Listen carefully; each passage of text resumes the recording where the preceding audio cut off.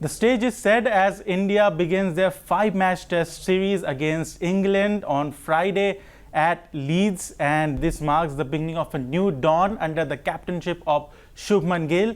With stalwarts like Virat Kohli and Rohit Sharma recently retired, this is a fresh new look Indian side. And to talk about more on this and to preview the test series, I have with me my colleague Narayan Singh. Narayan, how do you look at this new look Indian side under the newly appointed captain Shubman Gill, with Rohit Sharma and Virat Kohli having recently retired? Abhishek, the Indian test cricket, especially the test cricket I'm saying, is at the crossroads.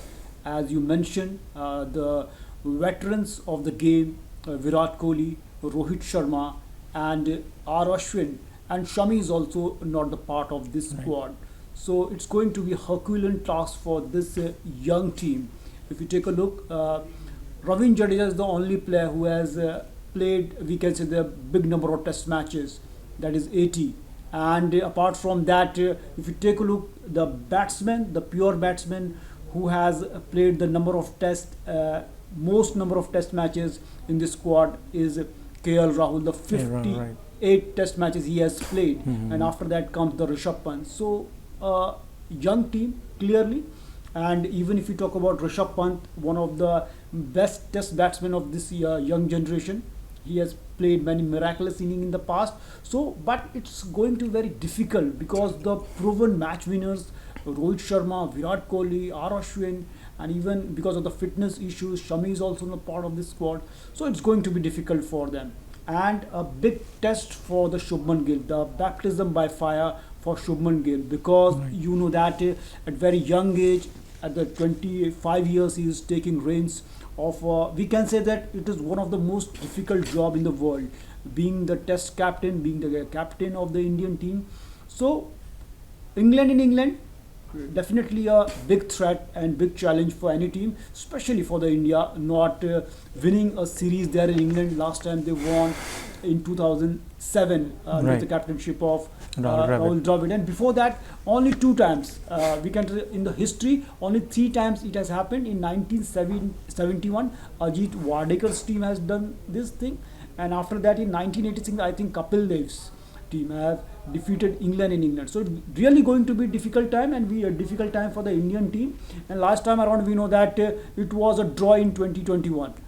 Yes, sir. The last match of the 21 was, I think, rescheduled due to COVID for the next year. During the limited overs that India lost, yes. And because of that, the series ended in a draw. So going to be very difficult, and it remains to be seen how a young team plays there. Yeah, I want to come on to that point only, that in England that form doesn't matter. What matter is the playing condition, how you play one session, one day at a time. And in 2021, where India has started very well in that particular series, until that COVID pandemic, India was leading 2-1. And when the match was rescheduled for next year, Virat Kohli has resigned from captaincy. Jasprit Bumrah came. So last time our bowlers were fantastic and was ably supported by batters. So what could they do different or play the same lines in this series to win this test series?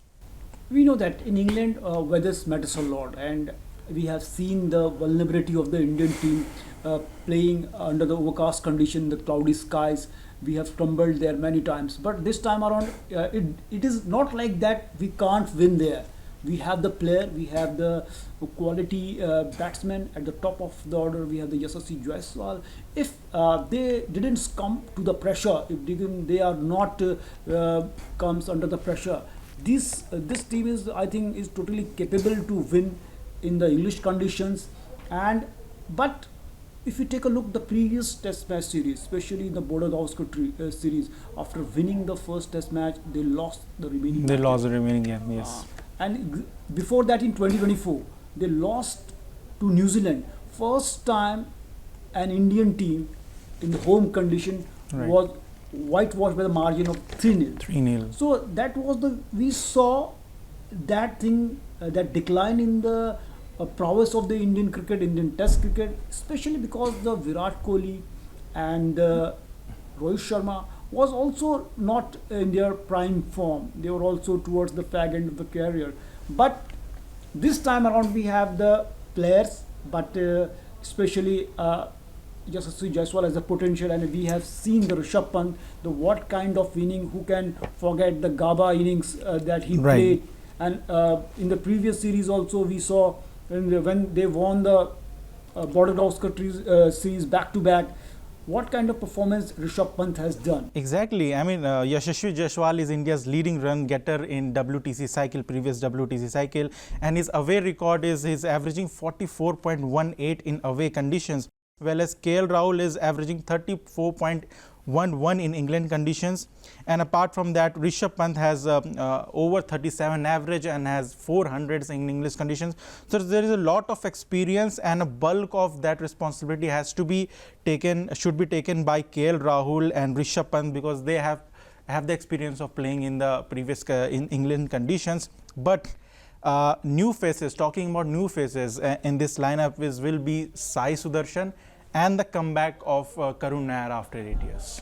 As yesterday Rishabh Pant clearly mentioned about the batting order, lineup, yes. Especially the openers will be Jaiswal along with KL Rahul. Right. The KL Rahul is taking the spot of Rohit Sharma. And at the number 3, it's the conundrum who is going to play there. As he mentioned that it's between the Karun Nair and Sai Sudharsan who will be there. But I think Abhimanyu Ishwaran to have a case here. Yeah. Since very long he has been waiting for quite long, yes. Since 2017 for the majority of the part he was captaining the India A team, and he hasn't scored majority of runs for the India A, but his domestic record is exceptional. A plethora of runs he has scored at the domestic level, and last time around the Border Gavaskar Trophy he was there in the setup, but he was on the bench throughout the series. Yes, for the first test match there was an opportunity for him, but Devdutt Padikkal came into play in the place of the Rohit Sharma, so he didn't got a chance. So I think considering the fact that he has been there, he should also a contender for that. But a word on Karun Nair, because he's making a comeback after March 2017. He has scored plethora of runs in with Vidarbha. 863 runs he scored in 2024 season. And in an interview, he recently revealed that the 2022 was the toughest period of his time when he was dropped from Karnataka squad. I mean, more difficult than he was dropped from the Indian squad in 2017. Right after he scored 303 runs, he has got only 4 innings. He has only got 4 innings in which he scored 26, 0, 23 and 5, and then he was dropped. But he did his work, he focused on himself, and what a comeback. And recently he made a double century also. Definitely he deserves a spot in the team, the kind of hard work he has done, consistently performing at the domestic level. But what is the mindset, what is the thought process of the selectors, team management? It's the biggest thing there, because we know that Karun Nair definitely he deserves a spot there at the number 3. And if you take a look, Sai Sudharsan, the selectors can't ignore his performance also. Consistently scoring runs for the IPL team, and also the domestic cricket is consistently scoring runs. So he also presents his kit. But overall I think here in England it's the battle of the nerves. We know that what kind of cricket the England team plays, the Bazball under their coach Brandon McCullum, and we know the Ben Stokes, what kind of philosophy have they brought in the cricket. So how they handle that thing, it remains to be seen, and going to be very difficult for Shubman Gill, because we know that a very young captain, and in the first assignment, he is playing in England, and the record of India is not up to the mark in England. So it will test him, test his captaincy, and it's a test for the team management also, because the veterans of the game are not here.